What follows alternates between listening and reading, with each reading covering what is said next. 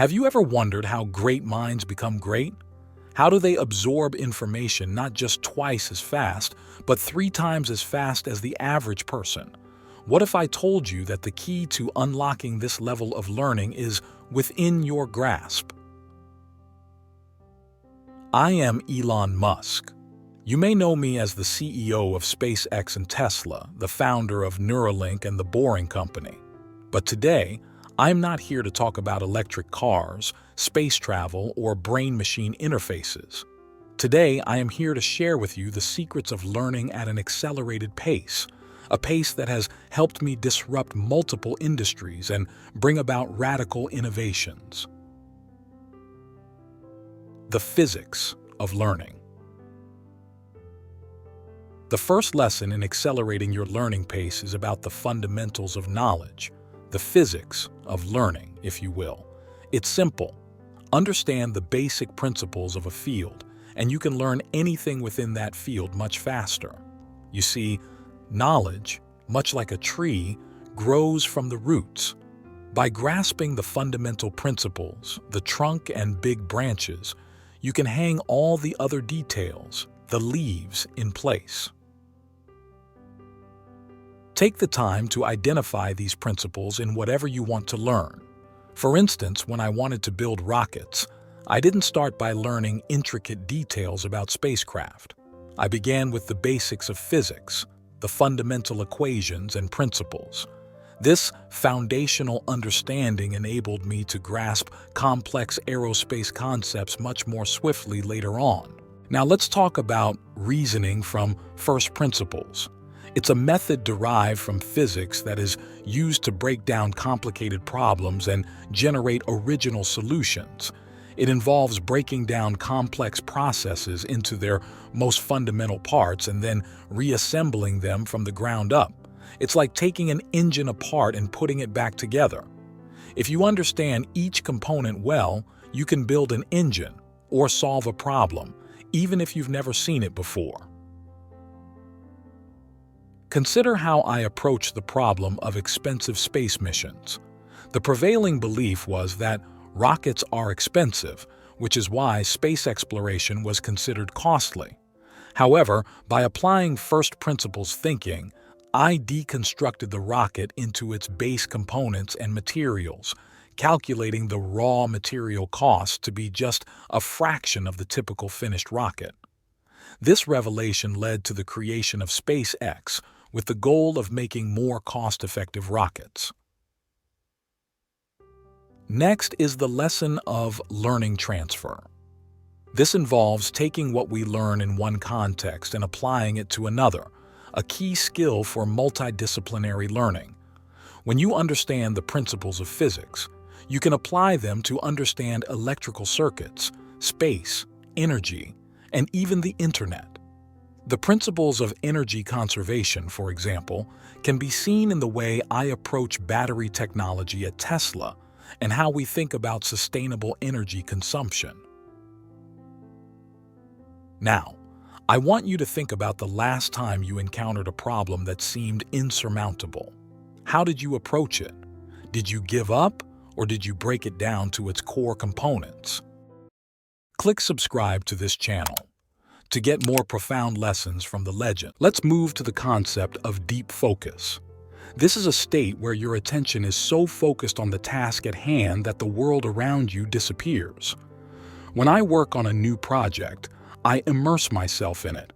The ability to focus deeply allows one to learn at an accelerated pace because it enables complete absorption of the material. By minimizing distractions and honing in on the subject matter, you can absorb information more effectively and efficiently. Consider the development of the Falcon 1 at SpaceX. The project faced numerous challenges and failures, yet it was through intense focus and iteration, learning from each failure, that we achieved success. This deep focus is not just about intense work periods, but also about being persistent in the face of setbacks and failures. Remember, learning at triple speed isn't just about reading faster or working longer hours. It's about smarter, more focused and strategic work. It's about understanding the most effective way to absorb and apply information. As we close this first lesson, I leave you with a thought. How can you apply the principles of learning we've discussed to a problem you're passionate about solving? Remember, the fundamental principles are your gateway to accelerated learning, the essence of analogical thinking. Navigating the vast sea of knowledge, I've often found that the most profound insights come from connecting seemingly disparate ideas. This is the essence of analogical thinking. Lesson 2 in our quest to learn at an exceptional speed. Let me take you through the power of analogy. It's a tool I use frequently to cross-pollinate ideas between different domains. Analogical thinking allows us to see the similarities in different systems and use the understanding from one to solve problems in another. This method has been pivotal in my work, from designing rockets to envisioning the future of transportation. Take, for example, the concept of electric cars at Tesla. The traditional combustion engine car and the electric vehicle are, at their core, means of transportation. Yet, by drawing an analogy between the efficiency of electric circuits and the inefficiencies of combustion engines, I could envision a cleaner, more energy-efficient future for automobiles. You too can harness the power of analogical thinking. Start by looking at your problem and asking, where else has a similar problem been solved? Look outside your field, explore other industries, and even look at nature. Biomimicry, for instance, is a form of analogical thinking where designs are inspired by biological entities and processes. It's learning from the 3.8 billion years of research and development nature has to offer.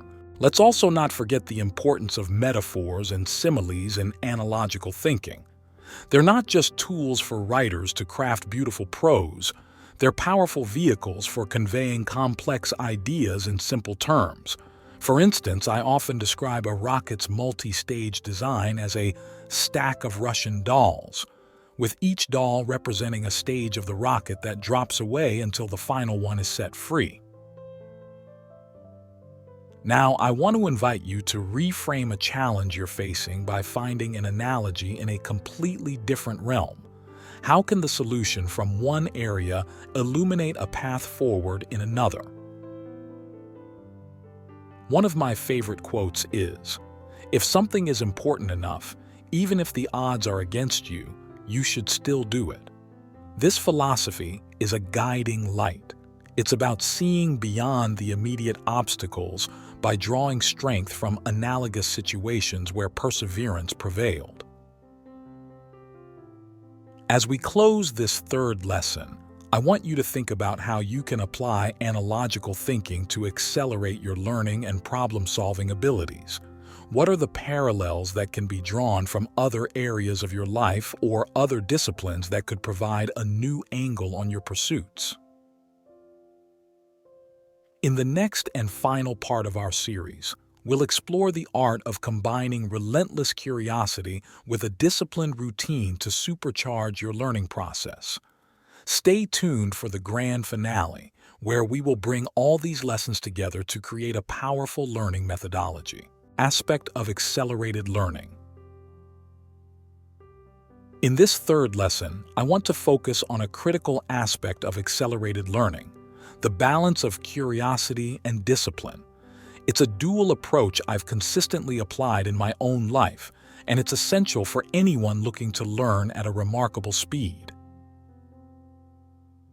Curiosity, that insatiable thirst for knowledge and understanding, is the engine that drives us forward. It's what prompts me to look up into the stars and not just dream about exploring them, but to actually build the means to get there. Without curiosity, there's no starting point for innovation, no spark for ideas. But curiosity alone isn't enough. It's the disciplined application of this curiosity that turns dreams into reality. It's setting the course and following it with tenacity, navigating through challenges without losing sight of the destination. In my daily routine, I dedicate time to read and learn about various subjects, often unrelated directly to my current projects. This practice isn't just about accumulating knowledge, it's about keeping the mind nimble and ready to connect dots from different spheres. It might be physics one day, engineering the next, and philosophy the one after. The discipline part is making sure that this happens regularly, like clockwork. However, discipline should not be confused with rigidity. It's more akin to rhythm, the kind that keeps a jazz band grooving together but still allows for improvisation. It's about having a structure to your learning but being flexible enough to dive into a subject when it catches your interest. For you, the application could look like setting aside time each day to learn something new, no matter how small, while still allowing your instincts to guide you deeper into subjects that truly fascinate you. Remember, it's the consistent effort that compounds over time, leading to vast reservoirs of knowledge. It's worth noting that my companies have all started from a place of personal curiosity. Whether it was my interest in making humanity multiplanetary, revolutionizing transportation on Earth, or enhancing human cognition, it was the disciplined pursuit of these curiosities that led to the creation of SpaceX, Tesla, and Neuralink. Now, I suggest you consider the balance in your own life.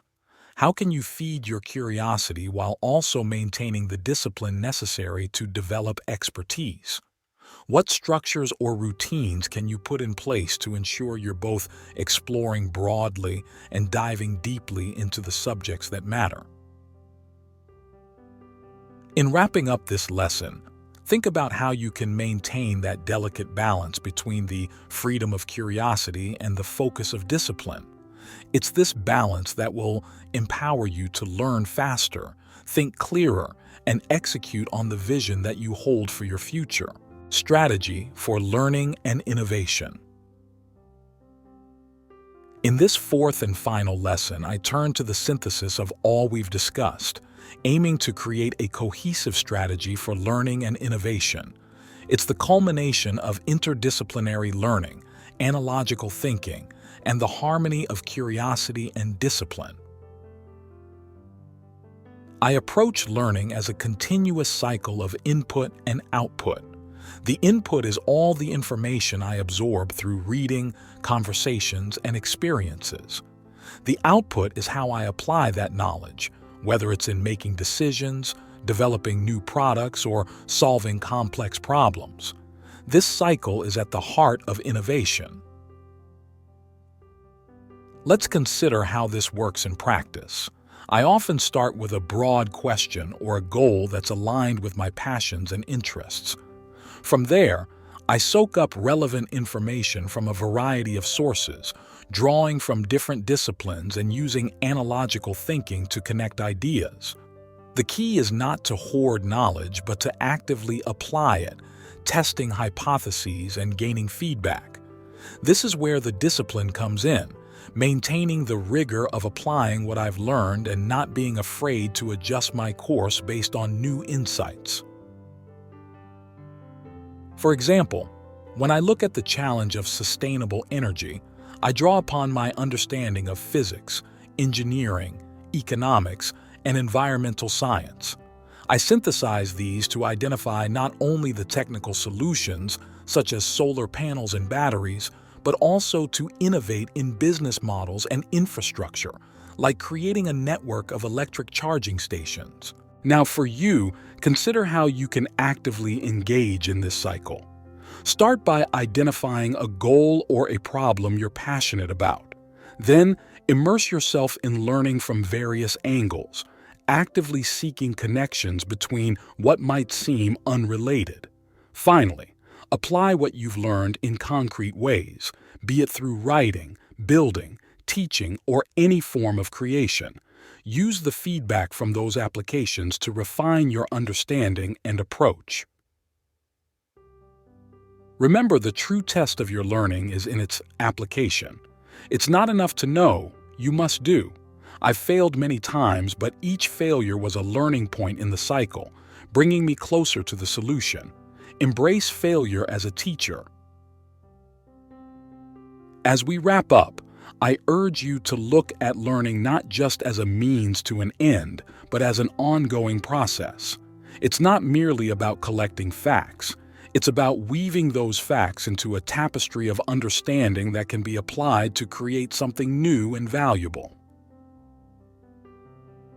Finally, think about how you can continue to cultivate the qualities we've discussed: the T-shaped expertise, the use of analogical thinking, and the balance of curiosity and discipline. These are the tools that will help you not only to learn with incredible speed, but also to make meaningful contributions to whatever field you choose to impact. And with that, our series comes to a close. I hope these lessons serve as a guide for your own learning and innovation, helping you to grow and contribute to the world in ways only you can. The integration of learning into life and leadership. Next lesson isn't on the original agenda, but let's consider it a bonus track, a kind of encore for the curious mind. In this session, I'll focus on the integration of learning into life and leadership. At the heart of my approach to learning is the belief that knowledge must be livable, breathable, and actionable. It's not enough to accumulate information. It must be woven into the very fabric of my daily life and the decisions I make. This is the principle I apply whether I'm at SpaceX, Tesla, or any of my endeavors. Integration means looking at the day's tasks, the problems at hand, and asking how my learning informs my actions. For instance, when faced with a technical challenge at SpaceX, I recall the principles of physics and engineering I've studied, but I also draw on lessons from history, economics, and even art to guide my approach to problem solving and innovation. Now let's turn the lens on you. How can you integrate your learning into your daily life? Start by identifying opportunities to apply new insights or skills to what you're already doing. Whether you're coding, designing, writing, teaching, or leading a team, there's always a chance to incorporate a fresh perspective or a new technique. Another aspect of integration is communication. Sharing what I've learned not only solidifies my understanding but also empowers others. At my companies, I encourage an environment where knowledge is shared openly, whether it's through discussions, workshops, or even impromptu teaching moments. You can do the same by creating or seizing opportunities to discuss what you've learned with peers, mentors, or through social media. Teaching is a powerful way to deepen your mastery of a subject and to expand its influence. But integration also implies balance, melding work, learning, and personal well-being. I've been known for my intense work ethic, but I've also learned the importance of ensuring that my passion for work doesn't overshadow other aspects of life. For you, this might mean setting clear boundaries or incorporating practices like meditation, exercise, or hobbies into your routine, which in turn can enhance your cognitive abilities and creative thinking. Lastly, leadership is an ultimate test of how well you've integrated your learning into life. As a leader, I strive to embody the principles I've learned, to make decisions that are informed by a combination of experience, knowledge, and foresight. You too can lead in your own capacity by setting an example of continuous learning and by making decisions that reflect an integrated and well-rounded understanding of your field and the world. In closing, think of integration as the harmony between knowledge and action. It's the dance between absorbing information and applying it seamlessly to create and lead. As you continue beyond these lessons, aim to make learning not just something you do, but a defining part of who you are. Thus concludes our extended series. I hope these insights inspire you to weave learning into the tapestry of your life, to lead with wisdom, and to innovate with purpose. Keep learning, keep growing, and keep making a difference. The pursuit of meaningful impact. As we come to the final curtain of our series, I want to leave you with a guiding principle that shapes my approach to learning, innovation, and life: the pursuit of meaningful impact. For me, learning is not an academic exercise. It's a tool for making a tangible difference in the world.